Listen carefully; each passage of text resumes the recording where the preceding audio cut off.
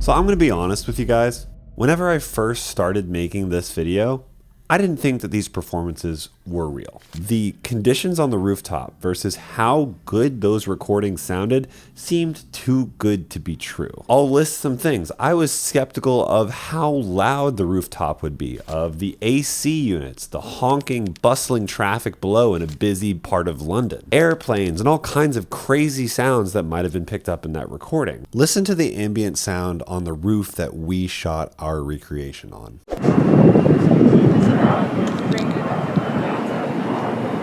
From that first step onto that roof, I was pretty scared. I was skeptical of wind noise and if pantyhose over top a really sensitive condenser microphone would actually do anything to stop all that wind that we see going through John Lennon's hair. I was skeptical of power usage and voltage loss. The Beatles apparently recorded this in the basement of Apple Studios, but that was several stories below where all the audio and all the power had to run up to. And after doing all the research on this and after talking to other audio engineers about this, after my video crew said that this is going to be really hard logistically to accomplish, and because it was just so hard for me to believe how good of a recording that was, I really thought that this video might end up being a Mythbusters style experiment. But after watching Peter Jackson's full 7-hour documentary, which I did between the first and second half of this video, I'm glad I didn't end up going that route. The amount of candid conversations between the band members, the lyrical mistakes that Lennon makes,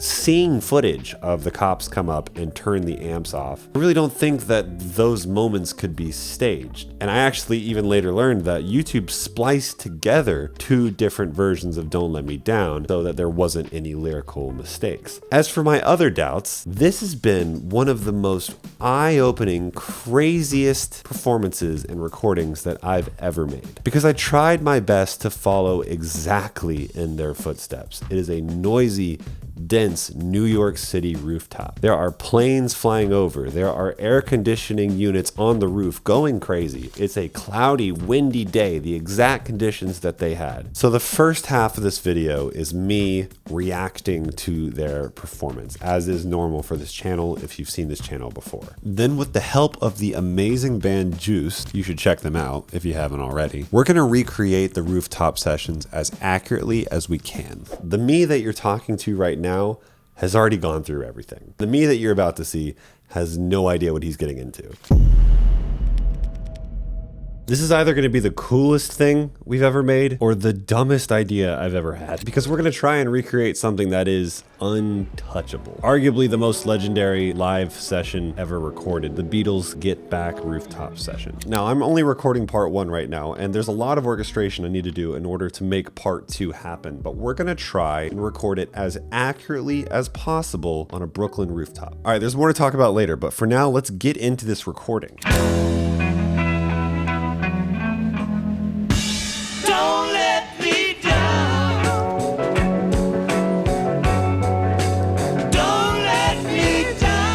So first, let's talk about the guitar setup that we have here. Lennon is playing an Epiphone Casino. These are the original Epiphones. That's before they were a student brand for Gibson. These are highly valuable. His Epiphone Casino has P90s in it, which is kind of in between a humbucker, which are those rectangular pickups that you see, and a single coil, which is what you see on like Stratocasters and a lot of Fenders. George is using a now entirely iconic rosewood Telecaster. This guitar was made entirely out of rosewood. Rosewood fretboard, rosewood neck, rosewood body. Now, I'm not gonna get too much into the tone debate. A lot of people think it has nothing to do with the way a guitar sounds, but a lot of people would argue that this gives it kind of a darker, meatier sound. Either way, we're gonna need a Telecaster whenever we're recreating this. Both of these guitars are going through Fender Twins, silver-faced Fender Twins. These are like a 50 watt, I think, tube amp with a really high output. You might notice from the tone of these guitars, we're getting a bit of a clean breakup, so these are probably pretty loud. It's a love that has no past. Takes a lot for a 50-watt tube amp to start to break up like that. Now we'll try and find a Fender Twin, but if we can't, I have a Fender Deluxe Reverb that we can try and match a similar tone out of. It'll definitely saturate a lot quicker. I'm gonna pull up a different photo for you guys. This is a really helpful shot that I found. If you notice here, we have a wah pedal that doesn't look like it's being used, but both of the Fender Twins are being mic'd with U87s, Neumann U87s. You'll also notice that they have like pantyhose over top of them in order to break up some of the wind. What's interesting about this is they aren't that close to the speaker. A lot of times you might put a condenser microphone a little bit closer to the speaker. You definitely put a dynamic microphone right on top of the speaker. These microphones are probably getting a decent amount of bleed from the drum kit, from the vocals, and holistically picking up more of the band itself rather than just isolating the guitars. And of course we have the iconic Paul McCartney Beatle bass, the Hofner bass. Now I admittedly don't know that much about these basses. I do know that they're short scale. I read that they're pretty dark, which can lead to a thumpy sound. It looks like the bass amp isn't being mic'd. That is a 100-watt 64 Fender Bassman amp. Big, giant, loud, clean amp. But from what I'm seeing, and correct me if anyone sees it, I don't see a microphone on it, which means it might be running DI out. That's helpful for us. We're working with Universal Audio on this, and Universal Audio just released their new Apollo Twin. You've been hearing it on all of the voiceover. We're using it to mix this project, and this new generation has like the cleanest converters, has auto gain built in, and most importantly, you will eventually be able to flatten out your entire monitoring system, your headphones and your speakers. That will be available soon. I'm using the beta version of that for this project. But we're also going to be using universal emulations. And that's one thing I really want to stress here. I understand that a lot of people here are going to be like really big golden age fans, and we all love the Rosewood Telecaster and all the vintage Fender Twins. But the point of this is to recreate on a budget and to not necessarily use period correct exact gear, but still get a similar sound with the means that we have available to us. Don't let me down.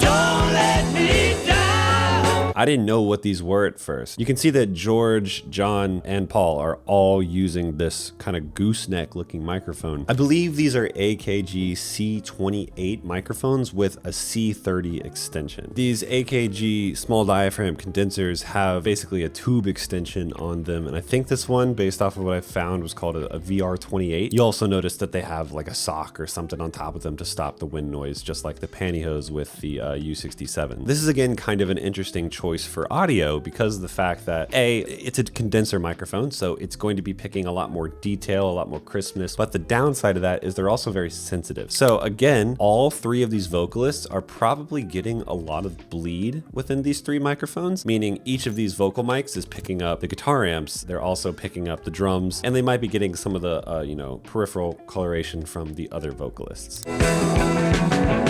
Nobody ever loved me like she did. I'm still very confused on how that sounds so clean. It almost sounds like a vocal booth to me. It doesn't sound like it's outside in the middle of a London street, so we'll see how our recreation goes. And another thing to note is all of these microphones are going to be tube microphones. That means there's an analog tube that's powering them. Tube microphones are known for their ability to distort in a lot of ways that we think of now as very pleasing. Back in the day, this wasn't even necessarily a selling point. This is just how microphones were powered. If you notice, all the vocalists seem to be pretty close to the center of stereo, whereas the instruments are being placed pretty much where they are in the actual stage performance. Both the guitars are close to the right side of the image. We have the keys on the left. The bass seems to be right around the center. So it's a bit of an abstraction from reality, but still pretty firmly placed in the video that we're watching. Don't let me down. God, it's so good.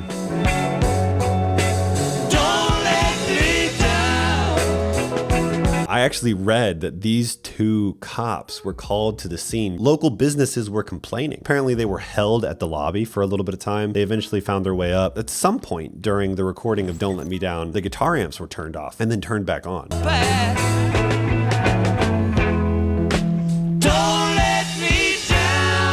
Okay, I want to talk for a second about the drum production here. First off, U67s all over the place. These are like $3,500, $4,000 microphones. Not quite attainable. We can use things like the Universal Audio Sphere microphone that will emulate the sound of these. But let's talk about this because they have a mono overhead.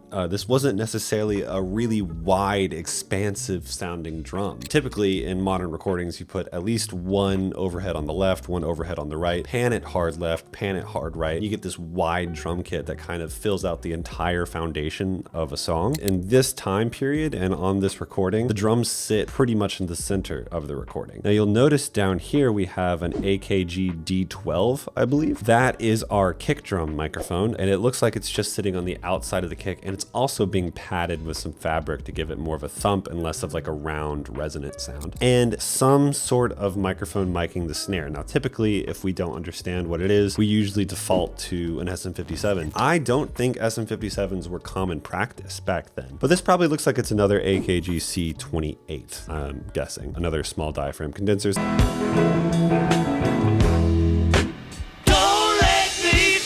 That kick sound is so tight. I love it. Woo! Keys.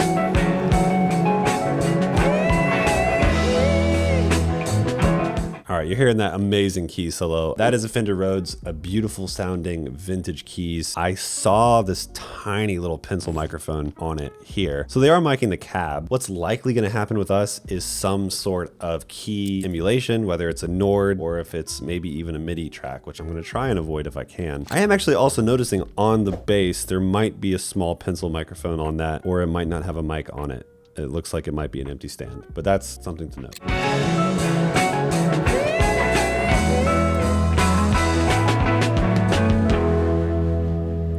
Amazing.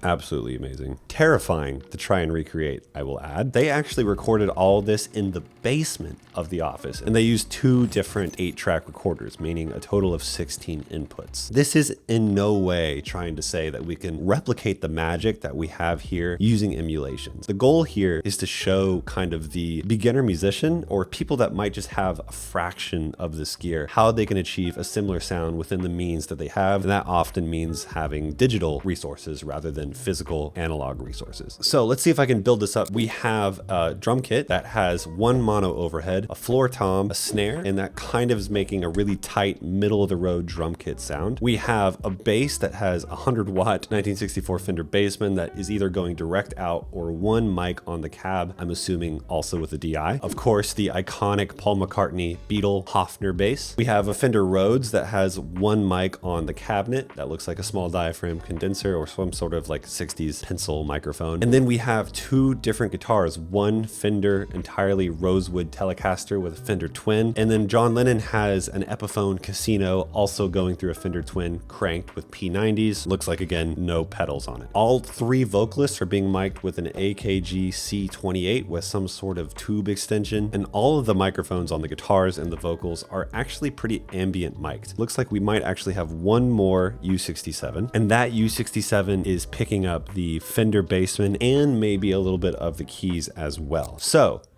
now the fun part and the hard part, doing it ourselves. Here we go. I'm scared. First thing we had to do was find a roof. Eventually, Kareem from Sampley helped us out. And look at that view, dude. But upon stepping onto that rooftop, my doubts started to skyrocket. The ambient noise was well above like a loud restaurant.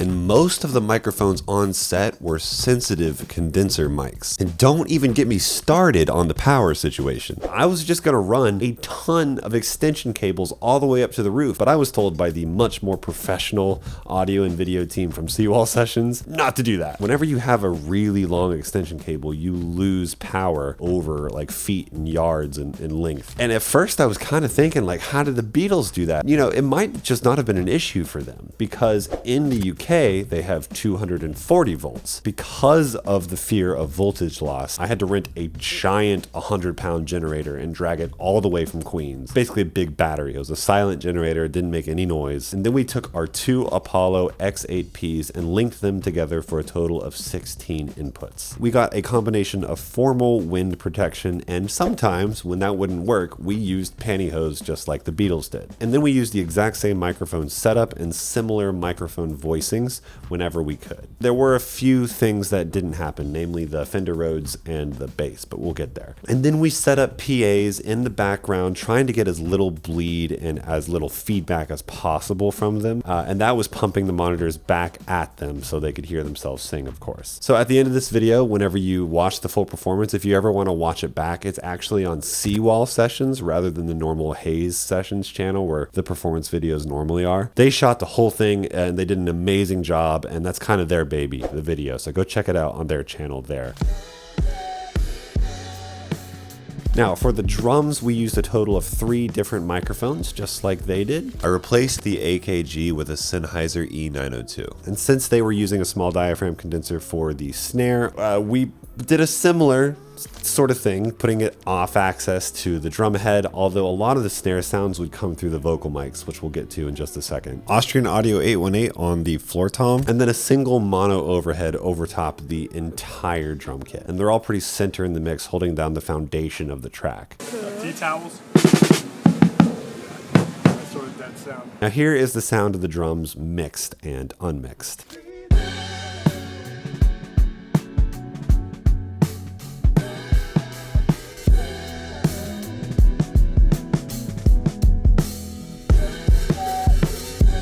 Now you might notice that that drum sound is pretty dark and woofy, and that's because I actually found most of my presence in the drums in the vocal mics that were in front of them. Listen to what happens when I put the vocal on top of the drums.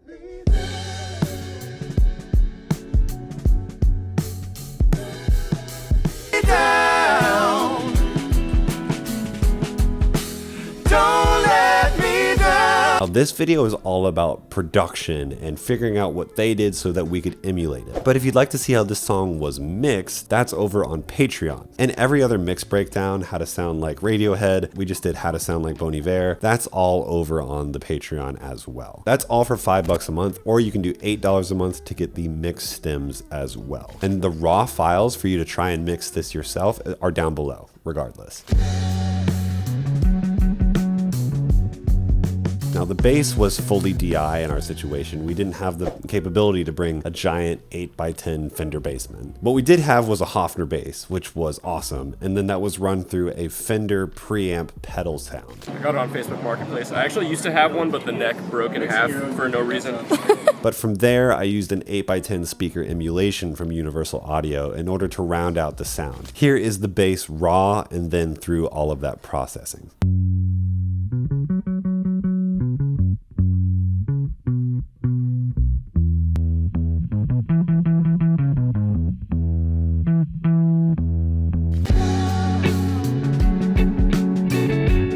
Now, we didn't have any Fender Twins for the guitar sounds. Remember, we're trying to work with what we have. 2 Fender amps, this is as close as we were able to get to Twins. Now, both those microphones are Universal Audio Spheres, and they're running U67 emulations. Here's what the raw sound sounded like, and then with the emulation on it.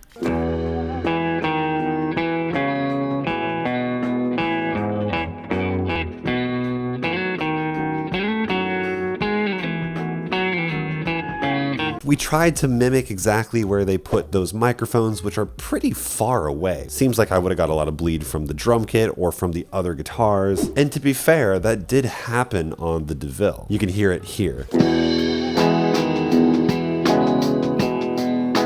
Of course, we brought an Epiphone Casino in blonde and a Telecaster. Let's check out the guitar tones mixed and unmixed.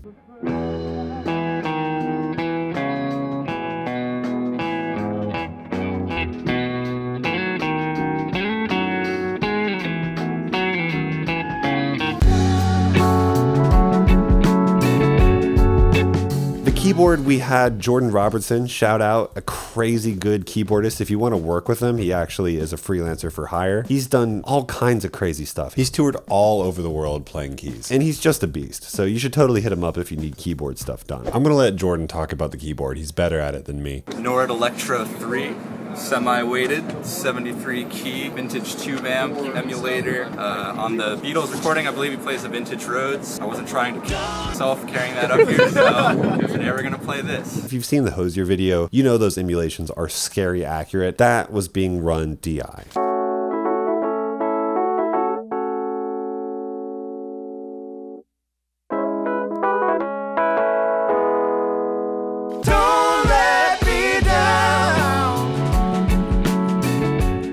I chose to use Lauten LS208s. These are large diaphragm condensers, so they're gonna have the detail of a regular condenser, but they are designed to have a ton of off-axis rejection. I was really nervous about getting too much drum sound and getting too much loud guitars in the vocal, so this helped me kind of isolate them and make them a lot more clear and present. But it turns out, you know, if there's a loud drum kit behind you, you're just gonna hear the loud drum kit. So these vocal mics actually complemented the sound of the entire band just as much as they were vocals. Listen to the sound of all the instruments alone and then the vocals on them.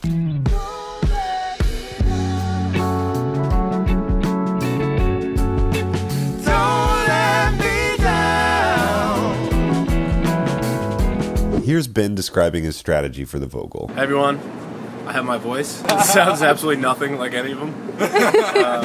Don't let me down.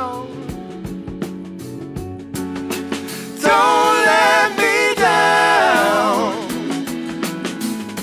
The lesson I learned in this video is just all about the power of recording outside, which no one ever talks about, no one ever really does, but it's a little bit like a sound booth. So I'm gonna pop in from the edit here because I just wanted to say, it wasn't too long ago where my whole experience as a creator was very isolating. Moments like this show me how that life is so far away from where I am now. And all of it is because of just how supportive of a community you guys are. It's getting really dark. Just thank you so much. And thank you to the Seawall crew, and thank you to the band Juice. This was awesome. And everyone who worked on this project is linked down below because they definitely deserve some of your time. And you know I have to say it. If you've made it this far into the video, hopefully the effort shows, and it would mean a lot if you subscribed, hit the like button, just the usual stuff that helps these videos perform well. The Beatles are just the Beatles. The recording is that good because they're that good. And I hope the recording that I'm about to share with you is a reflection of that. So here's our New York City version of Don't Let Me Down.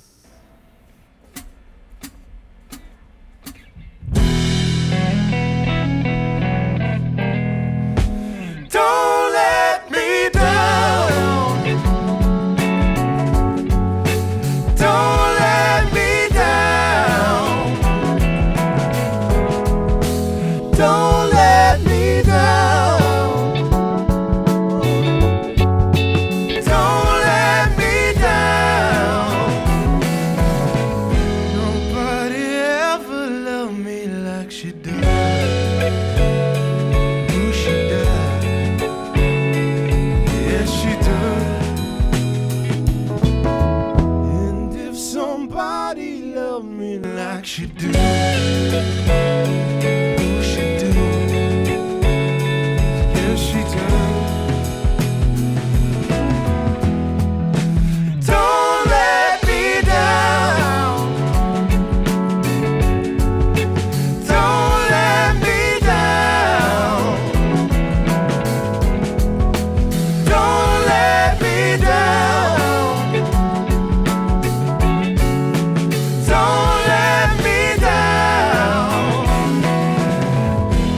I'm in love for the first time. Don't you know it's gonna last? It's a love that lasts forever. It's a love that has no past. So don't let me down.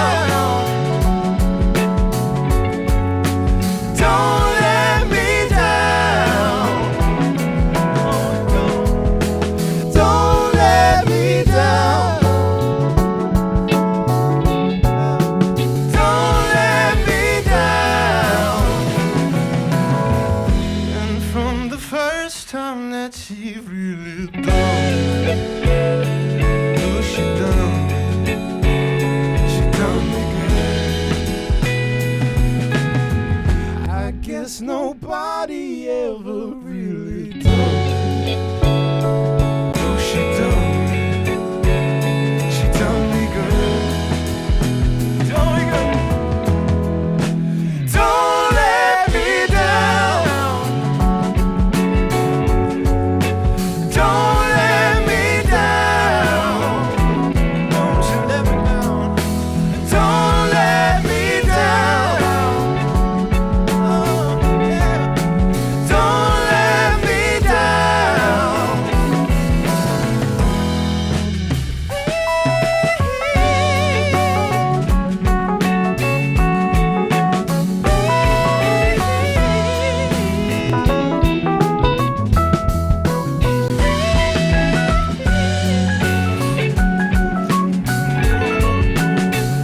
you let me down.